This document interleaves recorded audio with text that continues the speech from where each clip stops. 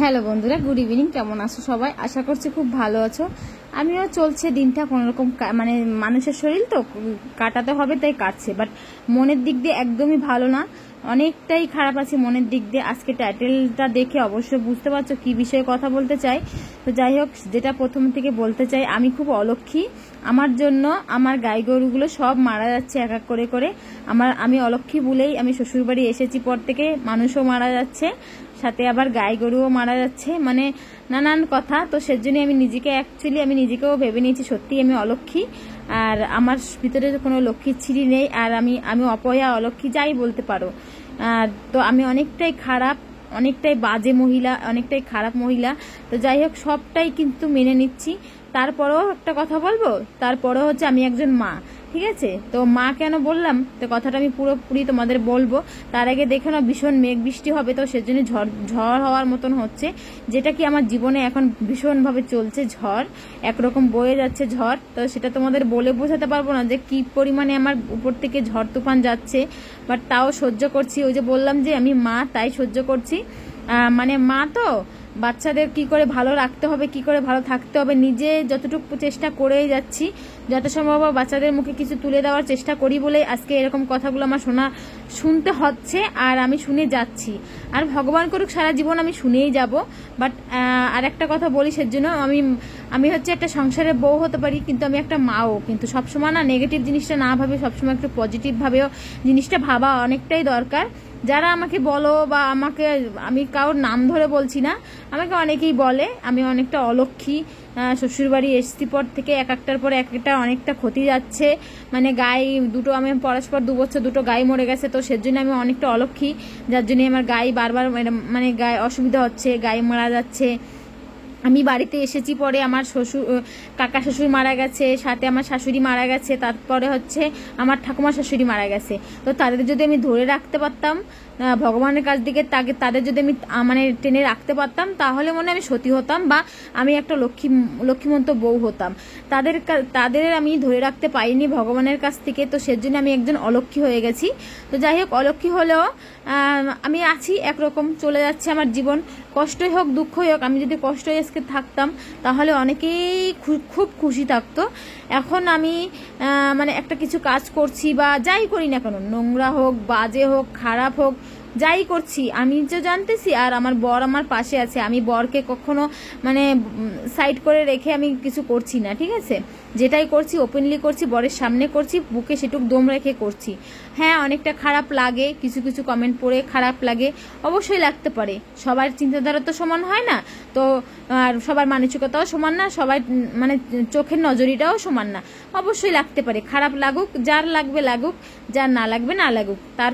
তার জন্যই বলছি, আমি একজন মা হয়েছি বলেই আজকে সন্তানদের ভালো চাই বলেই চেষ্টা করি কোথার থেকে হলেও, যাতে করে আমার সন্তানগুলোরা ভালো থাকে, বাড়ির ফ্যামিলি সবাই ভালো থাকে। আমি কিন্তু এই যে টাকা পয়সাগুলো ইনকাম হচ্ছে, যাই হোক, আমার টাকা পয়সার খুব যে অভাব পড়েছে, আমি না খেয়ে দিন কাটাচ্ছিলাম তেমনই না। কিন্তু আজকালকার দুনিয়া না, পয়সা ছাড়া কিছুই জানে, কিছু নেই। তোমার কাছে পয়সা থাকবে, তোমার কাছে সব আছে। পয়সা না হলে তোমাকে কেউ মানে পাততলে রাখার চেষ্টা করে, এটা হচ্ছে ব্যাপার। আজকাল দুনিয়ায় পয়সা থাকলে সব হয়, তো পয়সা ছাড়া দেখতে পাবে। আজকাল যদি আমার বাচ্চা একটা শরীর অসুস্থ হয়, হসপিটালে নিয়ে যাও, কারোর কাছে 5টা টাকা চাইলে কিন্তু কেউ দেবে না, কিন্তু মুখটা ভরে কথাটাও কিন্তু শোনাতে পারবে সবাই।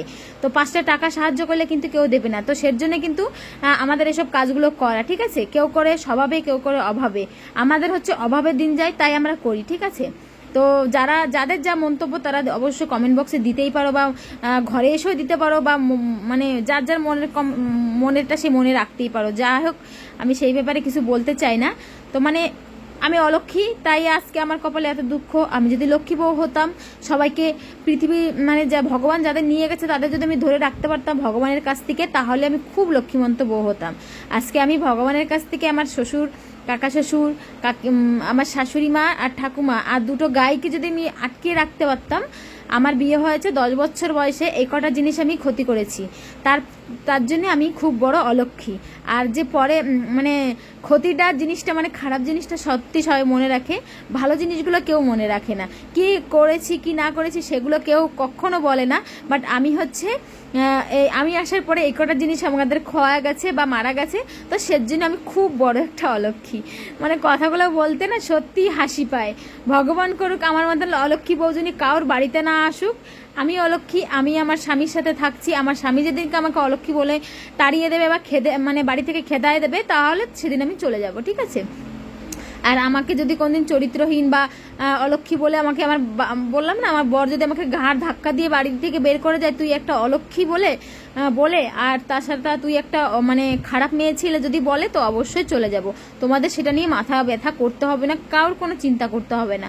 আর যাদের আমার ভিডিও ভালো না লাগবে তাদের কিছু দেখতেও হবে না, আর তোমাদের কমেন্ট বক্সে এসে গল্প করতে হবে না। তো এটা হচ্ছে তোমাদের একরকম বলা। তো যাই হোক, আমার জীবন তো আমি যেইভাবে হোক কাটাবো, ঠিক আছে। হয়তো আজকে আমার সবার কাছ থেকে কথা শুনতে হচ্ছে, শুনে যাব। আজকে আমার দিনটা সময়টা খারাপ, তার জন্যই শুনছি। যেদিন আমার সময় ভালো আসবে সেদিন তো অবশ্যই শুনবো না। তো এটা হচ্ছে ব্যাপার। তো যাই হোক বন্ধুরা, কথা বলতে বলতে অনেকটা কথা বলেছি, বাট যাদের বলেছি তারা ঠিক কথাটা বুঝে নেবে। আর হয়তো অনেকে যারা আমাকে ভালোবাসে তারা কিছু বুঝবে না কি বলতে চাইছি কিছু। তো আমার জীবন থেকে যেই ঝড়গুলো চলছে না, সেই ঝড়টাই আমি তোমাদের সাথে একটুখানি শেয়ার করলাম। মানে মনের মধ্যে না একটা পাথরের মতন চাপা দিয়েছিল, না বলতে পারলে সত্যি ভালো লাগছিল না, তো সেজন্য বললাম। আর এই ভিডিওটা গায়ে দেওয়ানোর সময় মানে ভিডিওগুলো ঠিক করে শ্যুট করতেও পারছি না, তোমাদের কি বলবো, ভিডিওগুলো ঠিক করে শ্যুট করতে পারছি না, কিছু করতে ভালো লাগছে না, মানসিক দিক থেকে ভীষণভাবে আমি ডিস্টার্ব আছি। তো সেজন্য হচ্ছে না, বাট চেষ্টা করব তোমাদের ভালো ভালো আরও ভিডিও দেওয়ার চেষ্টা করব। আমার এইভাবে পাশে থাকো, তাহলে অবশ্যই তোমাদের দেওয়ার চেষ্টা করবো। আর ভালোবাসা এইভাবে দেখিয়ে দিও। আর যারা আমাকে ভালোবাসে না তাদের তো অসংখ্য ধন্যবাদ, এইভাবে ঘেন্না করে দিও।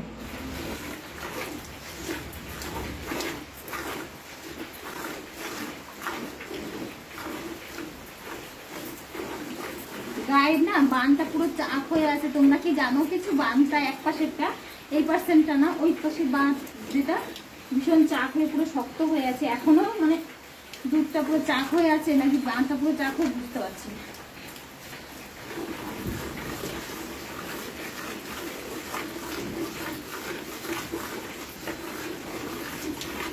দুধটা পুরোপুরি ছাড়ে পারেনি, তখনই নাকি আমরা ক্যালসিয়াম খাইয়ে দিয়েছি, জানি না গো।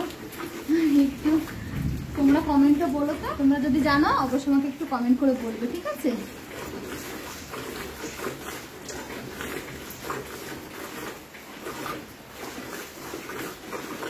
আর আজকে বাছুরটা সেই 10:30 প্রায় 11টার সময় বাছুরটা বাঁধা হয়েছে, তার আগে অবধি কিন্তু দুধটা খেয়ে নিয়েছে বাছুরটায়।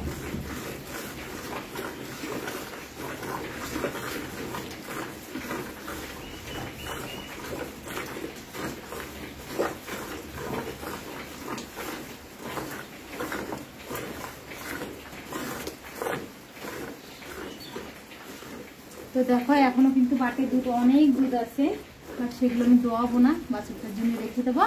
এগুলো এখন কিন্তু খাবে। তো চলো, হয়ে গেছে গায়ের দুধটা দোয়ানো। আর জানি না ঘরে বসে আর কি কি ভিডিও দিতে পারবো তোমাদের। এই যে একটুখানি দুধ হয়েছে, দুধ ঠিক করে এখনো হয়নি।